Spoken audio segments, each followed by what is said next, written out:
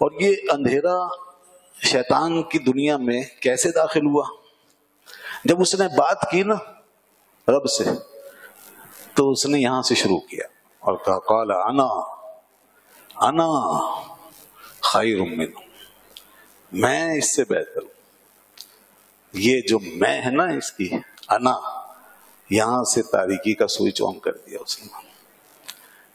ہر وہ انا جو انسان کو حق کے مقابلے میں لائے، اللہ کے سامنے کھڑا کرے، اس کے مقابلے میں کھڑا کرے، جو تکبر پیدا کرے، جو خود پسندی پیدا کرے، تو سمجھ لیں کہ وہ انا جو ہے آپ کی تاریکی کا سوئچ ہے جو آن ہو گیا، یہ تاریکی کا بٹن۔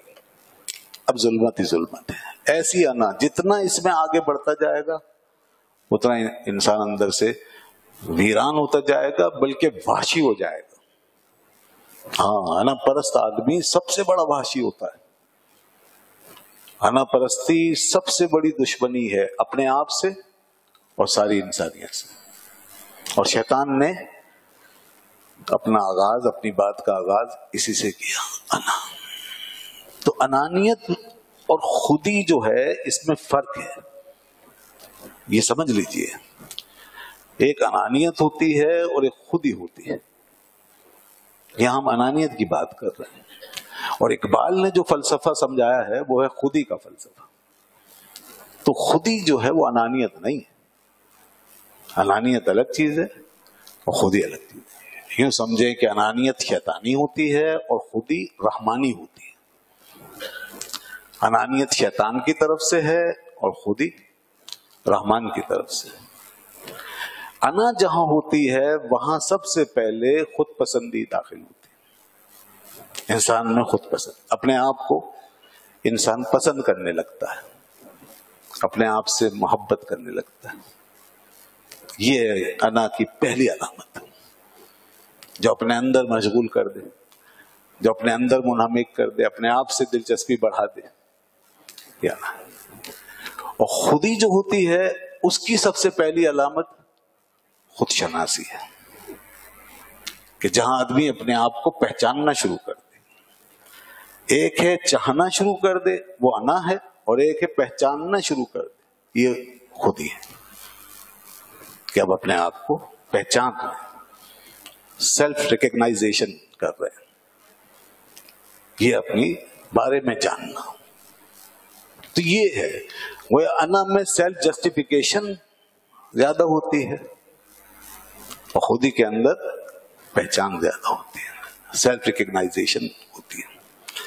تو اب آدمی جب خودی انا کے راستے میں آگے بڑھتا ہے تو پھر وہ جیسے خود پسندی پہلا اسٹیپ، اور پھر مزید اگر اس نے اپنے آپ پہ توجہ نہ دی اور نہ روکا تو اس کے بعد کا جو مرحلہ وہ اس سے بھی زیادہ خطرناک ہے۔ اور وہ کیا ہے؟ وہ ہے خود پرستی۔ خود پسندی جب خود پرستی میں بدل جائے تو لمان، اس کا مطلب یہ ہے کہ اب انا ولا غیری، اب تو میں ہی میں ہوں صاحب، اب کوئی اور دوسرا نہیں۔ اور یہ جو ولا غیری ہے نا، کہ کوئی دوسرا نہیں، یہ پھر کبھی کبھی جا کر کے خدا کے مقابلے میں کھڑا کر دیتی ہے کہ اب تو بھی نہیں، بس میں ہی میں ہوں۔ اس کو کہتے ہیں فرعونیت۔ جب خود پرستی اس حد تک آگے بڑھ جائے کہ بندوں سے گزر کے خدا کے مقابلے میں کھڑی ہو جائے تو پھر یہ فرعونیت ہے۔ تو فرعون صرف وہ نہیں ہے جو مصر کا حکمران تھا، ہر وہ شخص فرعون ہے کہ جو خدا کے مقابلے میں اپنے آپ کو کھڑا کیا ہوا ہے۔ آج وہ ویسے فرعون نہیں رہے، آج تعلیم یافتہ فرعونوں کا دور ہے، پڑھے لکھے۔ آج کے فرعون باقاعدہ لیکچر دیتے ہیں، کتابیں لکھتے ہیں، بڑے بڑے اسکالر کہلاتے ہیں، مغرب سے اٹھتے ہیں، خدا کا انکار کرتے ہیں، خدا سے ٹکر لیتے ہیں، ساری دنیا کو خدا کا باغی بناتے ہیں۔ آج کے فرعون جو ہیں وہ رچرڈ ہاکنز کہلاتے ہیں، گاڈ ڈیلوژن۔ گاڈ ڈیلوژن جو ہے یہ ان کی کتاب، پہلے فرعون جو تھے وہ حکومت کرتے تھے اور لوگوں سے کہتے تھے ہمیں خدا مانو، ہماری پوجا کرو۔ آج کے فرعون حکومت نہ بھی کریں تو ان کا فلسفہ کافی ہے۔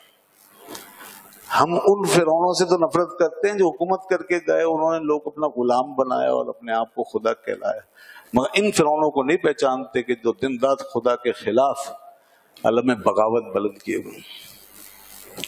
تو یہ اس قسم کے لوگ، اس لیے ایسے بہت پیدا ہوئے۔ مغرب کا جو پورا فلسفہ ہے وہ اسی فرعونیت کا شاہکار ہے۔ تو یہ سب شیطان کی تحریک ہے۔ اور ادھر خودی میں کیا ہے؟ خودی میں خود شناسی ہے، اور خود شناسی جب بڑھتی ہے تو پھر خود اعتمادی آتی ہے۔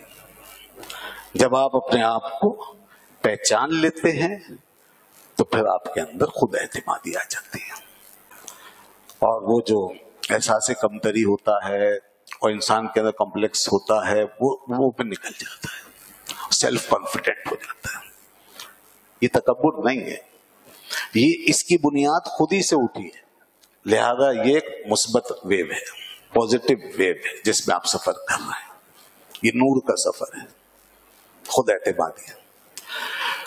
اور جب آپ کے اندر خود اعتمادی آ جاتی ہے، اور ادھر کیا تھا؟ خود پرستی۔ انا کی بنیاد پہ کہاں کھڑے ہوئے؟ خود پرستی میں، خود پرستی میں جا کے کھڑے ہو گئے، اور خودی کی بنیاد پہ کہاں رکے؟ خود اعتمادی پر۔ تو اب سمجھیے اس مقام پر جب خود پرستی میں انسان داخل ہوتا ہے تو جیسے میں نے کہا وہ خدا کے مقابلے میں قائم ہوتا ہے، یعنی القائم فی مقابلۃ اللہ۔ اور جب خود اعتمادی کے اوپر آدمی کھڑا ہوتا ہے تو وہ القائم باللہ، یعنی وہ اللہ کے ذریعے سے کھڑا ہو جاتا ہے۔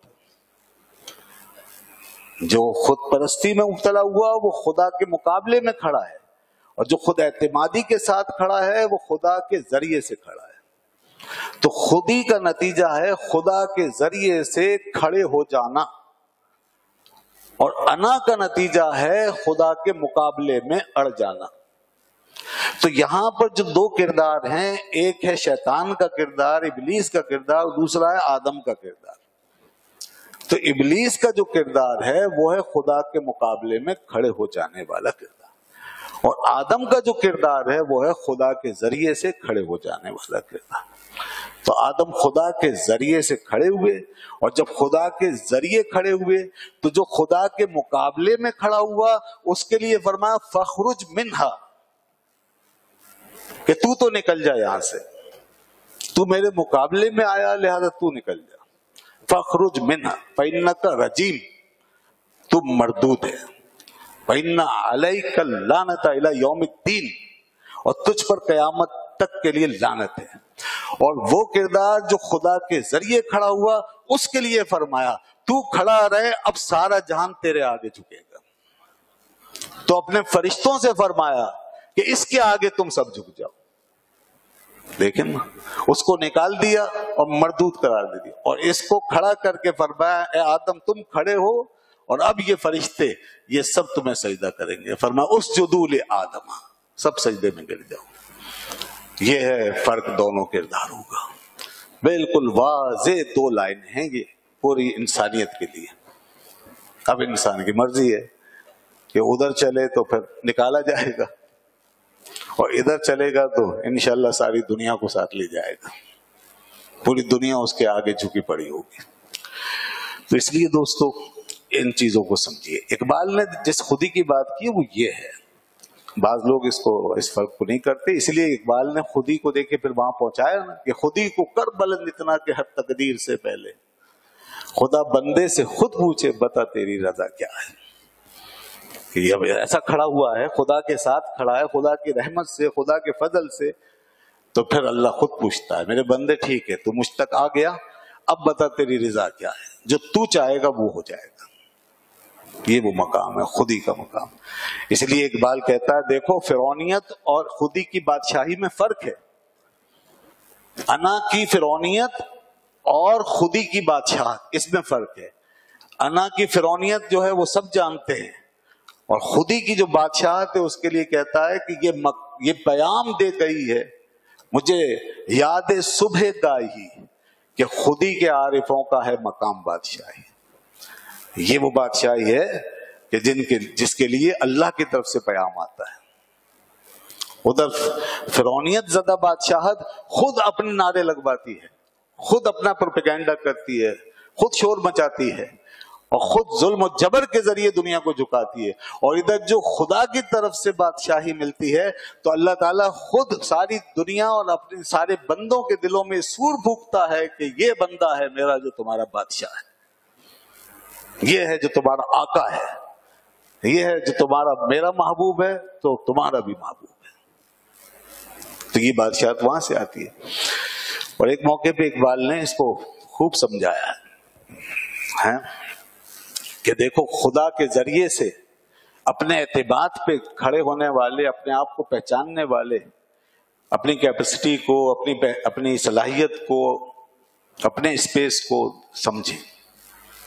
تو اس نے خودی کا فلسفہ تو اقبال کا خاصہ ہے نا، جو اس نے اس کی تشریح کی ہے تو بڑے عجیب عجیب انداز سے کی ہے. اس لیے وہ اس مقام پر کہتے ہیں کہ تو شب آفریدی چراغ آفریدم. اللہ سے مخاطب ہے اقبال، اپنی خودی کے ساتھ خدا سے مخاطب ہے.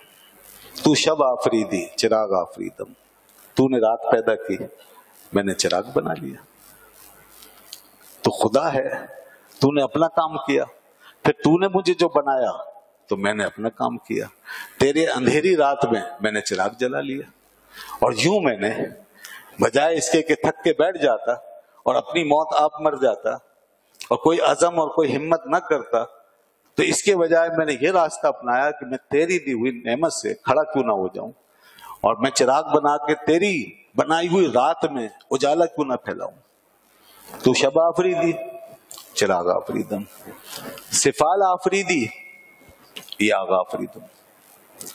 تو نے سفال بنایا، پتھر، ٹھیکری پتھر سے کیا بنتا ہے؟ برتن. تو کہتا ہے یا آغا آفریدم، تو نے جو پتھر بنایا اس سے میں نے برتن بنا دیا. تیرے پتھر بکھرے ہوئے تھے تیری دنیا میں، میں نے انہیں کاٹا، توڑا، نکالا اور اسے ڈھال کے میں نے برتن بنائے، استعمال کر دی. اب دیکھیے آگے کیا کہتا ہے، بیابانو کوہسارو راغ آفریدی خیابانو گلزارو باغ آفریدم. تو نے بیابان بنائے، پہاڑی سلسلے بنائے، جنگلات بنائے، اور میں نے انہی کے اندر جا کر کے وہ کام دکھایا، وہ کام کیا کہ وہ بیابانوں کو خیابان میں بدل دیا، کوہساروں کو گلزار میں بدل دیا اور راغ کو باغ میں بدل دیا. میں نے یہ باغ بنا دیا، میں نے کھیتیاں لگا دی، میں نے فصلیں لگا دی. تو دیکھیے خودی کو کس طریقے سے اقبال جگا رہا ہے. وہ یہی کہتا ہے کہ اپنے آپ کو پہچانو، اپنی معرفت حاصل کرو. تو یہ قوم سو رہی تھی، بہرحال اس نے جگانے کی کوشش کی، جو جاگ گیا وہ جاگ گیا، اور آخر میں پھر وہ یہ کہہ کر چلا گیا دنیا سے کہ ذرا نم ہو تو یہ مٹی بڑی زرخیز ایسا کی. بس تو اب یہ کہ کب نم ہوگی پوری طرح، اس وقت زرخیزی اس کی نکل کے سامنے آئے گی. تو اقبال نے یہ لوگوں کو زندگی دی ہے، اور شاعروں کا کام یہی ہے، ادیبوں کا اور شاعروں کا کام یہی ہے کہ لوگوں کے اندر زندگی کی روح ہوگی.